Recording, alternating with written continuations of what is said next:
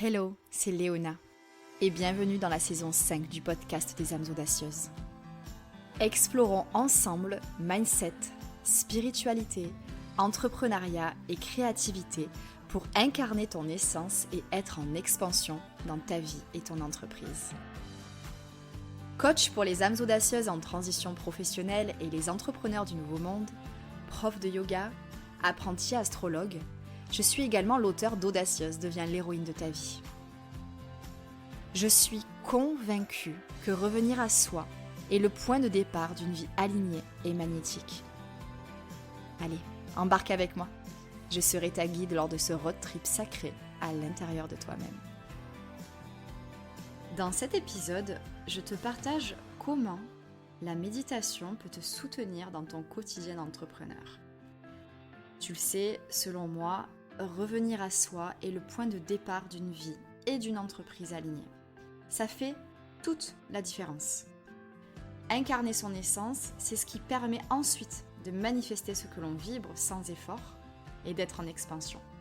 Et donc la méditation, ça permet de prendre ce chemin et de le vivre surtout, une fois que ça devient quotidien. Et ça pourrait être bien plus facile que tu ne le crois. Au programme, je vais donc te parler de la différence entre une méditation qui demande une certaine concentration et une méditation qui se fait sans effort. Je vais également te parler de la puissance d'avoir un mantra, un petit peu de mon parcours finalement au cœur de cette expérience méditative et de là où j'en suis aujourd'hui.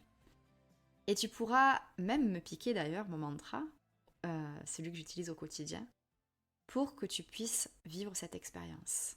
Je te parlerai aussi des pensées quand tu es en train de méditer, de la place de la musique dans la méditation, de ce qu'il se passe durant une méditation dont tu n'as sûrement pas conscience, et de quelques conseils bien sûr pour vivre ce moment de connexion à soi au mieux.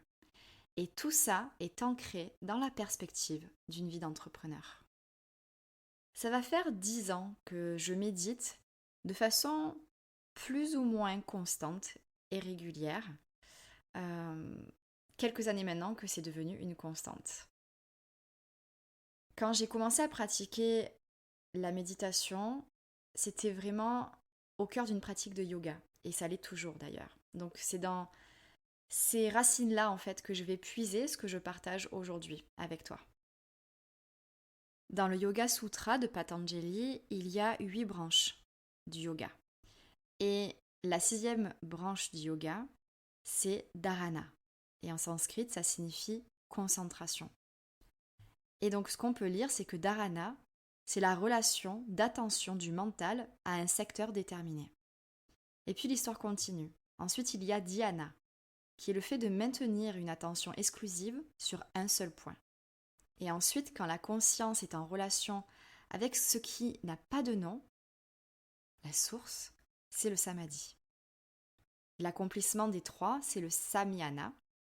Et la pratique du samyana, ça donne l'éclat de la connaissance. Donc ça, c'était un petit extrait du Yoga Sutra pour un petit peu que tu aies une base par rapport à ce que je vais t'expliquer. Il n'y a absolument rien de compliqué. C'est juste que j'avais envie de te parler de Dharana. Parce que je te parlais dans l'introduction de la différence entre une méditation qui nécessite une certaine concentration et une méditation qui est sans effort. Et elle est là en fait la différence, c'est entre Dharana et Dhyana. Donc Dharana, c'est ce qu'on appelle donc la méditation concentrée, et c'est l'idée de focaliser son esprit sur un objet qui peut être soit interne, soit externe. Donc ça peut être ta respiration par exemple, le bout de ton nez, ou la représentation d'une divinité ou d'une fleur. En fait, c'est quand ça nécessite que l'esprit soit extrêmement concentré sur un point. Ça peut aussi être la musique. On va en reparler de ça d'ailleurs un petit peu plus tard. Mais la musique pourrait être considérée comme un point de concentration qui va te permettre de rentrer dans un état méditatif dharana. Et en fait, cet état de concentration, ça peut être une première étape dans ta méditation. Parce qu'une fois que la concentration elle est suffisamment établie, il y a le mental qui va devenir stable, et c'est à ce moment-là que rentrer en méditation dhyana devient possible. Donc dharana et dhyana sont extrêmement liés, comme tu peux le voir. D'ailleurs, j'ai dit qu'il y avait un état de méditation dharana, et j'ai un petit peu tort en disant ça, puisque c'est un état de concentration. C'est dhyana qui signifie méditation en sanskrit. Et donc c'est le 7e membre du yoga. Donc déjà, ça te permet de comprendre la différence entre la méditation dhyana, qui est un approfondissement de la concentration qui se fait absolument sans effort, alors que dharana va demander un effort conscient. Donc par exemple, lorsque tu es en train de méditer avec moi à travers lumineuse sérénité, tu es plutôt dans un état qui va être du type dharana, c'est-à-dire que tu vas te concentrer sur mes paroles, et à un moment donné, il y a des moments d'ailleurs où mes clientes me disent oh, mais j'ai décroché, je ne savais plus ce que tu disais, je t'entendais plus vraiment. Et bien là, c'est cet état dhyana, cette méditation sans effort où en fait on revient à la source, à l'univers, à cette connexion à son âme. Et d'ailleurs, ça c'est le samadhi. C'est quand on est en union, quand on est en totale absorption et contemplation de l'unité en fait du réel. Et ça, c'est le 8e et dernier membre du yoga. C'est le cheminement du yoga qui amène à ce point, mais ce point ne peut pas être tenu sur le long terme. Alors, il y a tout qui converge vers le samadhi dans le yoga, puisque c'est la dernière branche du yoga. Et le samadhi, c'est le concept de la conscience cosmique. Ça représente l'état d'unité avec l'univers. Je pense que c'est vraiment la meilleure façon de l'expliquer. Et quand j'ai commencé à étudier le yoga, je pensais que le samadhi, c'était un état de transe qui éloignait du quotidien. Et au fil des années, je me suis rendu compte que ce n'était pas du tout ça, en fait, qui se passait. Ma compréhension a vraiment changé au fil de ma pratique, et surtout depuis que je suis l'enseignement de mon maître en astrologie védique. Maintenant, je considère le samadhi comme exactement le contraire, en fait. C'est un état d'être. C'est un état d'être intensément dans l'instant présent. C'est un retour à soi absolu. Et cet état d'être, absolument tout le monde peut l'atteindre. Et ce qui est assez fascinant et paradoxal, c'est qu'on ait besoin de cheminer dans la vie pour découvrir ce qui était présent en nous depuis le début. Et moi, ce cheminement, je le vis à travers le yoga, le journaling et l'apprentissage constant de l'astrologie védique et ma pratique de l'énergie coaching sur moi-même où je voyage dans l'espace liminal. Mais il y a aussi des pratiques qui semblent complètement anodines, comme simplement être dans la contemplation de la nature, d'écouter une musique qu'on adore. Tous ces moments d'extase, d'émerveillement permettent de revenir à soi, de retoucher à cette unité, en fait, cette unité qui transcende, en fait. Donc maintenant que je suis partie de la racine et que j'ai pu te montrer le chemin qui se fait à travers le yoga, j'avais envie de te parler de mon parcours en fait dans la méditation. C'est-à-dire que au départ, je méditais beaucoup avec des méditations guidées ou alors en musique. Et ça me convenait très bien. J'arrivais à atteindre cet état de connexion très bref, hein, parce que ça reste toujours une virgule dans une méditation, ces états-là. Et c'était génial. Et puis, j'ai commencé à méditer différemment, avec un mantra, en fait. Un mantra qui est en accord avec mon thème astral, ou alors un mantra du type « je suis ». Ce mantra « je suis », il est extrêmement puissant, puisque c'est vers ça qu'on a envie d'aller, vers cet état d'être absolu. Et donc, en méditant de cette façon-là, sans quelque chose d'externe, mais du coup, en étant vraiment dans quelque chose d'intérieur, c'est comme laisser un objet suivre la force de la loi naturelle d'attraction. Si je tiens fermement un stylo dans ma main au-dessus de mon bureau, il va y rester dans ma main. Mais si je détends ma main, que je l'ouvre, eh bien naturellement, le stylo va suivre la force de la gravité. Il va suivre l'attraction. Et le mental ressent une force d'attraction par nature. Dans le Veda, le mental a été comparé à une abeille. Donc une abeille est constamment en train de se déplacer pour chercher du nectar. Elle est soumise par sa nature à la force d'attraction du nectar. L'abeille, elle ne fonctionne que pour ça. Et notre pensée va se développer de la même façon. Elle va aller vers quelque chose. Elle va être attirée par un but. C'est vraiment comme le nectar pour l'abeille. C'est le fonctionnement naturel du mental. Donc méditer avec un mantra, et j'expliquerai comment laisser vivre le mantra en soi, que ça ne devienne pas un objet de concentration qui demande un effort, puisque là du coup on n'est plus dans dhyana mais on revient dans dharana. Donc pour rester dans dhyana, dans cet état de méditation, au lieu de donner à l'esprit un objet extérieur qui va exercer une force d'attraction et qui va provoquer le développement d'une pensée autour de cet objet, donc ça peut être une méditation guidée, ça peut être un point de concentration, donc comme le bout du nez, ou alors une image, de la musique. On va donner une absence de sens extérieur. Ça va entraîner en fait notre esprit vers une autre force d'attraction. Et l'esprit ne va pas avoir à chercher, parce que c'est déjà présent en nous, c'est le soi. Donc en l'absence de stimuli extérieurs, il ne reste donc plus qu'une seule force d'attraction pour l'esprit, c'est sa propre nature. C'est revenir à soi, à l'être pur, sans penser. Et ça, c'est souvent comme une virgule, tellement c'est furtif, comme je le disais plus tôt. Mais c'est tellement serein, c'est une telle paix intérieure qu'on atteint à ce moment-là. Et puis ensuite, notre mental va revenir à ses préoccupations. Avant ça, il a rencontré l'être pur, mais notre corps et notre système nerveux n'est pas prêt à ça, à maintenir cet état de connexion à l'être pur. On est tellement bourré de stress, de nœuds à défaire en nous, ce qui fait qu'on n'a pas la capacité mentale, physiologique, émotionnelle pour maintenir cet être pur en nous. Cette pure et simple conscience, c'est trop en fait. Donc revenir à son intention, son sankalpa, son mantra, permettra de reprendre le chemin vers son âme, vers cette force d'attraction qui permet le processus de méditation.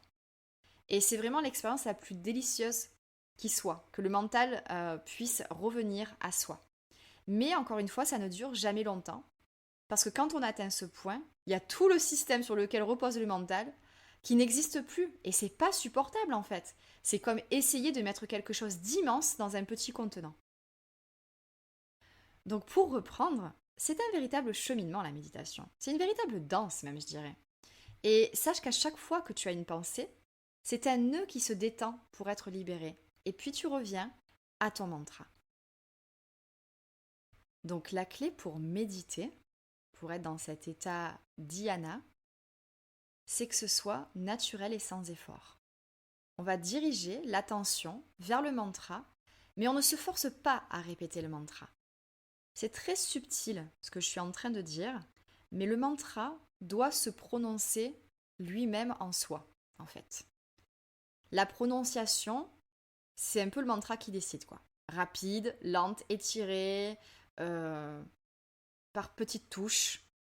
Le mantra, en fait, va se manifester tel qu'il est. Tu sais ce que c'est, ton mantra. Tu pars avec « je suis ». Et ensuite, tu le laisses vivre en toi. Et c'est important de te laisser couler dans ton expérience intérieure et de ne pas être dans le contrôle. Donc ça, c'est assez intéressant. Tu verras, quand tu forces, tu le sens de toute façon. Une autre clé importante, c'est de n'avoir aucune attente vis-à-vis de l'expérience qu'on souhaite vivre. L'expérience, elle sera tout le temps différente puisque nous sommes des êtres cycliques et nous sommes des êtres avec une certaine humeur un jour, une certaine humeur un autre jour. Donc l'expérience sera à chaque fois différente et c'est super important de ne pas avoir d'attente. C'est-à-dire qu'il peut y avoir une expérience qui a lieu où pendant 15 minutes, le mantra vient tout seul et on est connecté à ce mantra et on est juste, voilà, je peux terminer là. Et il peut y avoir une autre fois où, sur les 15 minutes de méditation, il y a 14 minutes où on pense. Et ça ne veut absolument pas dire que c'est une mauvaise méditation. Ça ne veut absolument pas dire que tu n'as pas médité. Au contraire, parce que la méditation, c'est justement revenir à l'être pur. Et c'est un processus de dépassement mental et de dépassement du moi pour atteindre l'être pur qu'on est par nature. C'est aussi un relâchement, un effacement des nœuds qu'on porte en nous, les samskaras, des vies entières de mémoire en fait, qui nous recouvrent, qui recouvrent cet être pur. Et comme je le disais un petit peu plus tôt, le retour à soi dans toute sa pureté, c'est un petit peu comme vouloir faire rentrer quelque chose de trop grand dans un petit contenant. Et au bout d'un moment, ça craque et ça relâche un samskara à ce moment-là, ce qui redéclenche un mouvement vers l'extérieur et ensuite on revient vers l'intérieur. Parce qu'il faut savoir que lorsqu'on médite, on fait deux mouvements. Il y a un mouvement intérieur qui permet l'intention ou le mantra, qui se fait en fait naturellement et sans effort. Et attention, quand je dis sans effort, ça veut simplement dire que quand on réalise qu'on est en train de se faire entraîner par ses pensées, on revient tout simplement à son mantra. Et il y a un mouvement extérieur qui est le processus de la pensée dans la méditation. Donc ici, on voit bien que penser dans la méditation, c'est méditer en fait. La pensée, c'est pas un obstacle à la méditation, elle en fait partie. Attention, par contre, il est important de ne pas la nourrir, de ne pas la favoriser, c'est-à-dire de ne pas suivre le fil de sa pensée. Et simplement se dire, oh tiens, je suis en train de penser, je suis en train de méditer, je reviens à mon mantra. Après, vous pouvez avoir des idées et des pensées qui vous semblent géniales. Rien ne vous empêche de la mettre de côté pour y revenir plus tard, après la méditation, si cette pensée était révélatrice. Mais en revenant toujours à ton mantra. Donc, je le répète, si sur 15 minutes de méditation, il y a 14 minutes passées à penser, ne te dis pas que c'est complètement raté et que tu n'as pas vraiment médité. Car oui, tu as médité. Et une méditation de cette sorte-là, en fait, elle t'aura permis de dissoudre quelques samskaras, quelques nœuds en toi qui passaient par là. Donc c'est très bien en fait. Et c'est vraiment de la méditation. Quand je te parle de samskara ou de nœuds intérieurs, en fait, c'est une impression sur nous. C'est une prédisposition. C'est en fait un conditionnement, expliqué très simplement. Et très souvent, c'est indépendant de notre volonté. C'est la partie subconsciente du mental qui est remplie de toutes sortes de samskaras en fait. Donc, de conditionnement bien souvent. Et donc, c'est ça en fait qui se dissout lors des méditations, lorsqu'il y a des pensées. Autre chose que je souhaitais aborder, c'est le fait de s'endormir. Ce qu'il faut savoir, c'est que la méditation, c'est un état de détente extrêmement profond. Et on se repose plus profondément et essentiellement que lorsqu'on l'endort quand on médite. Parce que c'est un apaisement, une détente extrême. Par contre, si tu t'endors, ce n'est pas une méditation ratée, encore une fois. C'est exactement ce dont tu avais besoin à ce moment-là. Ce sommeil-là, ça représente la dissolution d'un nœud en toi. Donc maintenant que je t'ai parlé de la puissance de la méditation, j'avais envie de partager avec toi le soutien incroyable que ça peut être au quotidien, dans ta vie et dans ton entreprise. Quand on est entrepreneur, quand on est un être humain en général, on va être très souvent confronté à la comparaison, au syndrome de l'imposteur, à ces fameux conditionnements et ces croyances limitantes qui sont ancrées en nous. C'est pour ça que la méditation, pour moi, c'est une pratique aussi importante que de se laver les dents.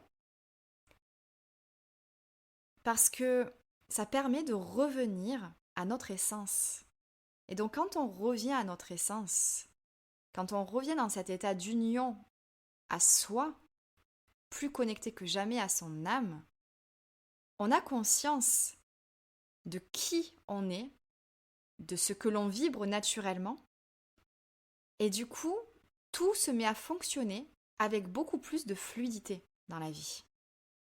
C'est-à-dire qu'on arrête d'être embrigadé par nos peurs et qu'on sait en fait qui on est.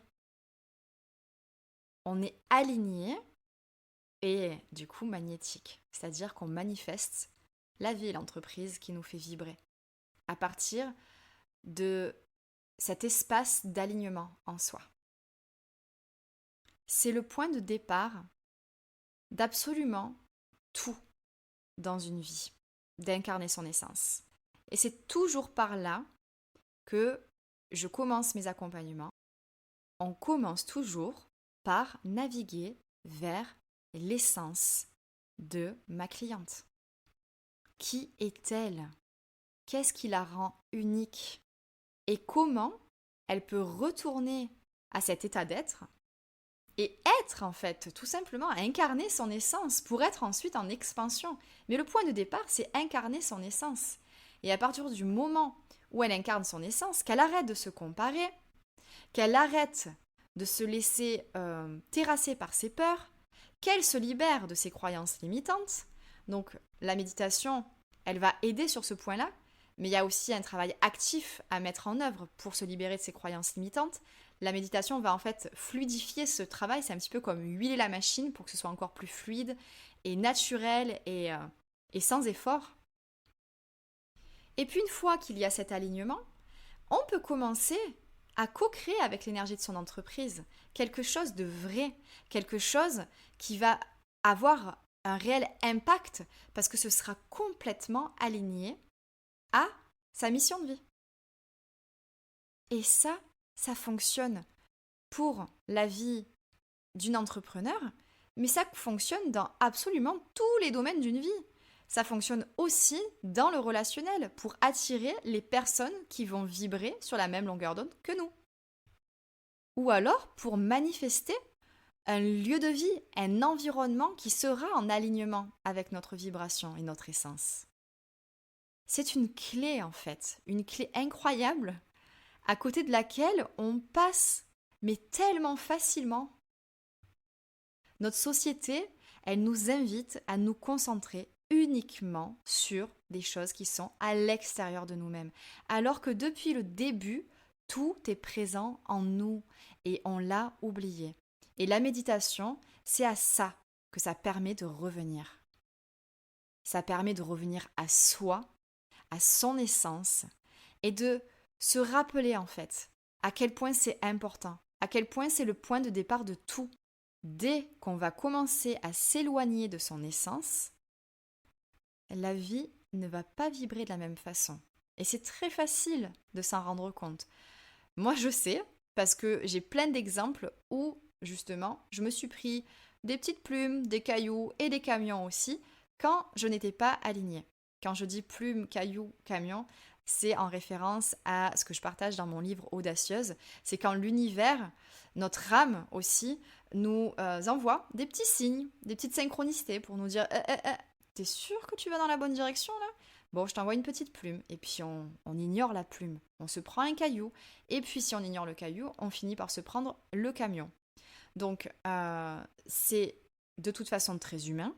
Il ne faut pas culpabiliser.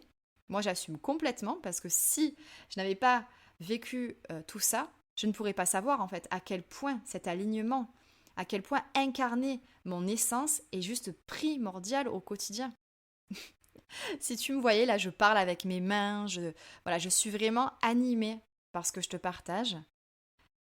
Parce que c'est gratuit, c'est pas compliqué, ça prend pas beaucoup de temps et ça pourrait changer ta vie, en fait, de commencer à méditer. Et d'ailleurs, je vais te donner quelques conseils pour que tu puisses vivre ça d'une façon qui soit naturelle et sans effort. Donc déjà, pour méditer, il est important de prendre 1 minute pour trouver la posture qui va permettre de ne ressentir aucune frustration et aucun effort à maintenir pour maintenir la posture. Donc, très souvent, on dit que le dos doit être droit, étiré. Ok, le dos peut être droit et étiré. Mais peu importe comment est ton dos, en fait. Il ne doit pas y avoir d'effort, ça ne doit pas devenir une lutte, en fait, la méditation, puisque ça te fera ressortir, en fait, de ta méditation à chaque fois si tu dois te concentrer sur comment est ton corps lors de la méditation. Donc, la posture, il faut qu'elle soit naturelle et qu'elle ne demande aucun effort. C'est d'ailleurs pour ça que le yoga existe. Se tenir avec le dos super étiré, le dos bien droit, c'est possible avec les jambes en lotus grâce à la pratique du yoga, qui existe uniquement pour ça à la base en fait. Le yoga existe pour que notre corps soit capable ensuite de tenir pendant de longues heures, de longues minutes en posture de méditation. Donc si la posture n'est pas parfaite, c'est pas grave. Tu peux être assise sur une chaise, avoir les jambes croisées en lotus, avoir les jambes sous les fesses. Il y a toutes les possibilités. J'aurais tendance à te conseiller à ne pas t'allonger, même si méditer allongé, ça peut le faire. Mais voilà, j'aurais plutôt tendance à t'inviter à être dans une posture assise lors de la méditation. Une fois que tu as trouvé cette posture, ce qui est très important également, c'est la respiration. Donc ici, dans ce type de méditation avec un mantra, la méditation, elle doit être fluide. Elle doit venir toute seule. Encore une fois, tu n'as pas à te concentrer sur ta respiration. Par contre, veille à ce qu'elle soit fluide. Du coup, c'est très lié à la posture que tu auras choisie pour méditer. Et puis ensuite, tu laisses venir le mantra. Donc moi, le mantra que je te propose d'utiliser, il est super simple. Je suis, tout simplement. Et tu peux commencer avec un Om, si ça te parle aussi. Tu peux en faire 3 d'ailleurs. Avant ta méditation, ça peut être 3 Om intérieurs, ou alors prononcer comme tu préfères. Il n'y a pas vraiment de règle en fait. Et ensuite, tu peux prononcer le mantra. Tu peux le prononcer à l'intérieur de toi-même, ça suffit largement. Et ensuite, l'inviter en fait à venir et le laisser lui-même se prononcer en toi.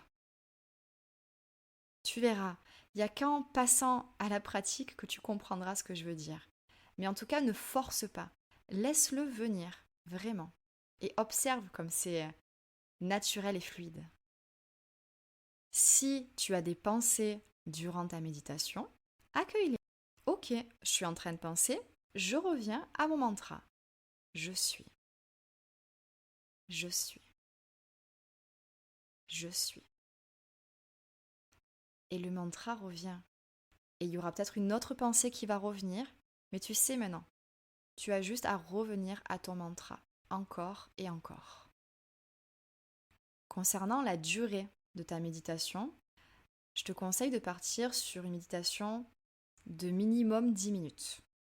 Après, ça peut être aussi long que tu le souhaites, mais je trouve que 10 minutes, c'est vraiment bien pour justement qu'il y ait un processus méditatif quand même assez intéressant qui se mette en place et que tu puisses avoir le temps de libérer des samskaras, donc des nœuds à l'intérieur de toi, des conditionnements, des impressions qui sont imprimées sur toi et dont tu te débarrasses enfin.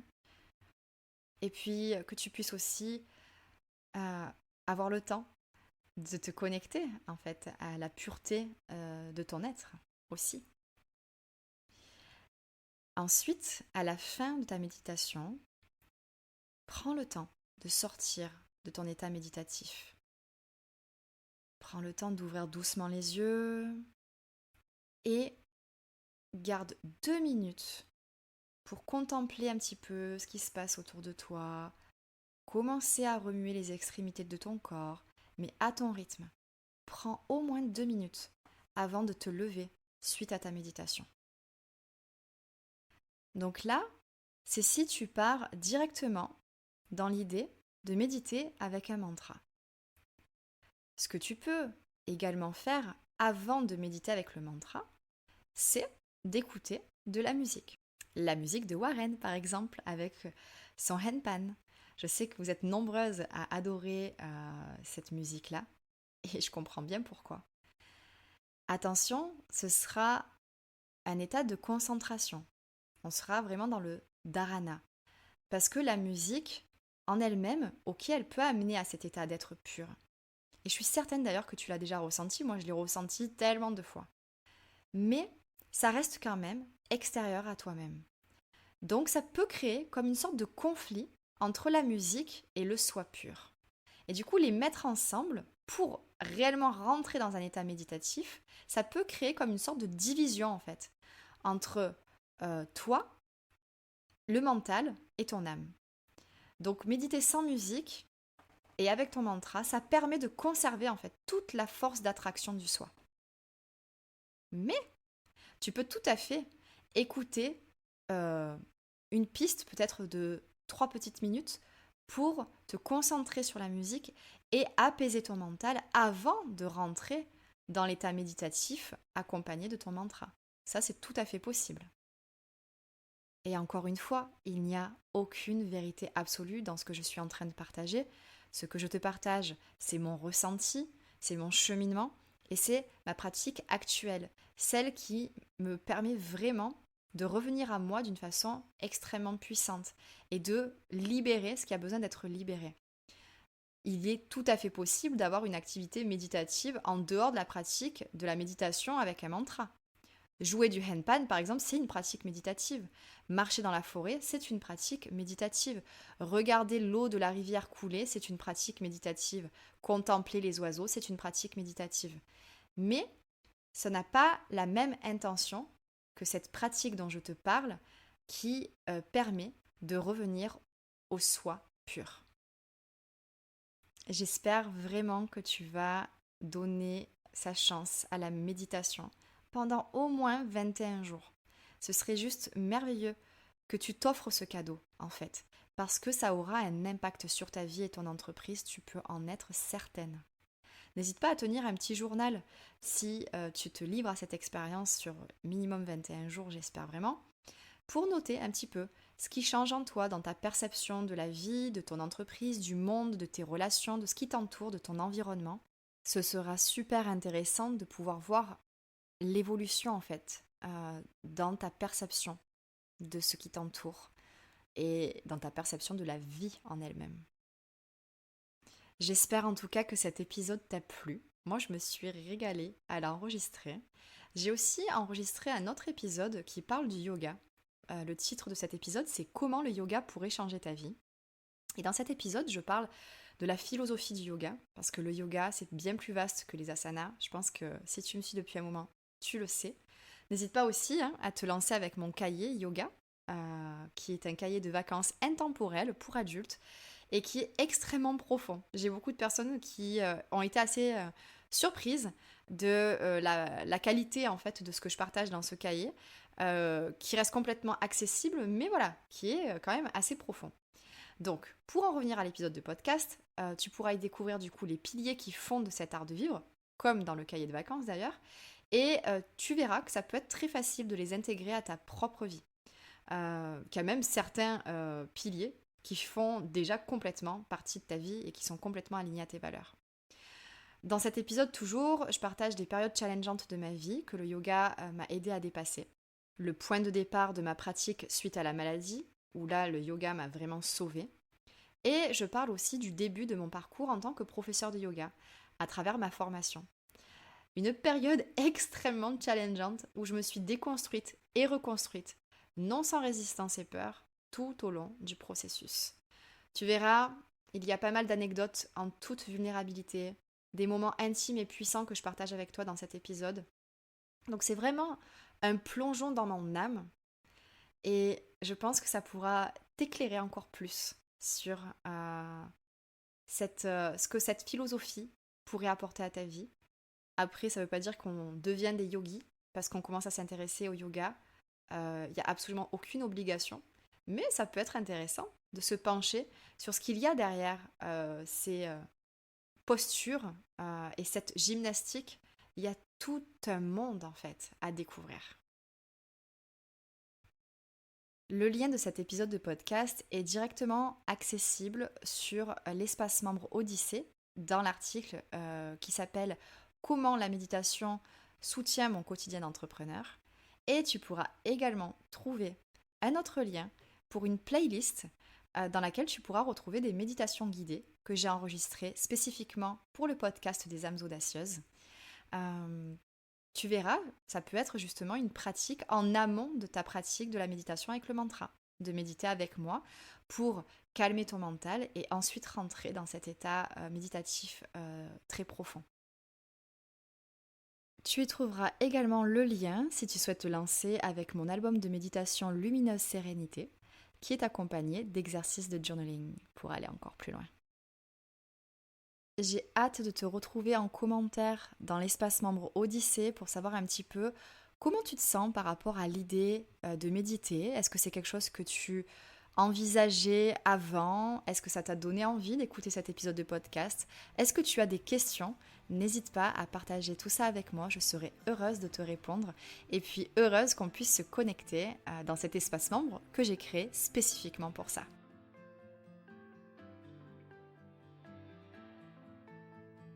À très bientôt dans un prochain épisode des âmes audacieuses, disponible sur absolument toutes les plateformes d'écoute et sur l'espace membre Odyssée pour que tu puisses ralentir et revenir à toi.